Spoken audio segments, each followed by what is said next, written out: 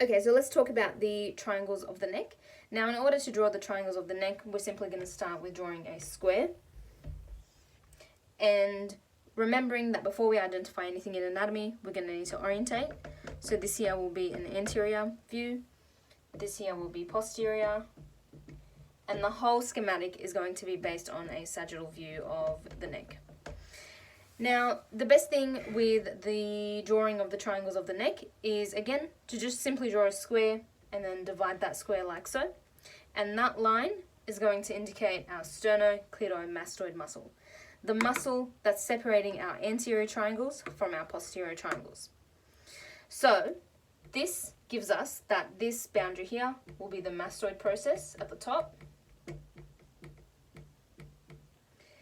We know that the sternocleidomastoid parts of it will insert into the clavicle, therefore making it the inferior boundary. And then we'll have the anterior boundary as the midline of the neck.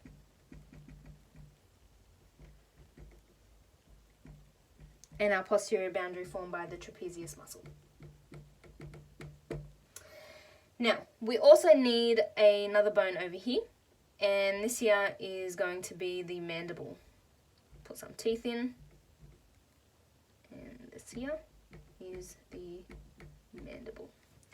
Now, remembering how we drew the mastoid process over here, we know that the posterior belly of digastric is going to originate from the mastoid process, is going to lead into the anterior belly of digastric, which is actually going to originate from that digastric fossa in the mandible.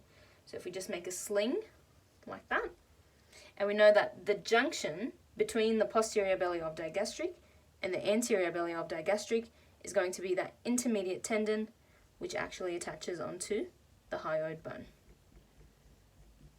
Okay, so let's just label these muscles. So this here is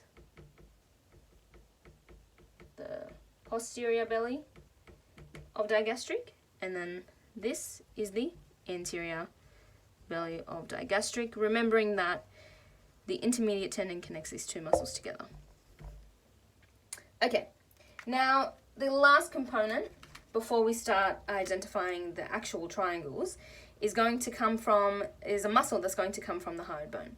And this muscle is just going to go back and insert into the scapula, and this is going to be our omohyoid, the coat hanger of the infrahyoids. Okay, the omohyoid muscle. So this gives us an indication of what triangles we're looking at now. So this triangle over here and this triangle over here will indicate the posterior triangles of the neck. So this triangle that's above the clavicle, guess what? Supraclavicular triangle. And then this one here is going to be the occipital triangle. We have the anterior triangles of the neck, and we have about 4 of them, and I'll represent them in green. This one here, where all the infrahyoid muscles are originating from, the hyoid bone here, we have the muscular triangle. This is not green, it's actually blue. And then here we have a really important triangle known as the carotid triangle. Below the mandible over here, we'll have that digastric or submandibular triangle. Doesn't really matter which one you call it. And then lastly, we have this triangle over here, which is going to be the submental triangle. Submental meaning that it's just below that mental protuberance of the mandible. And that's it. Bye.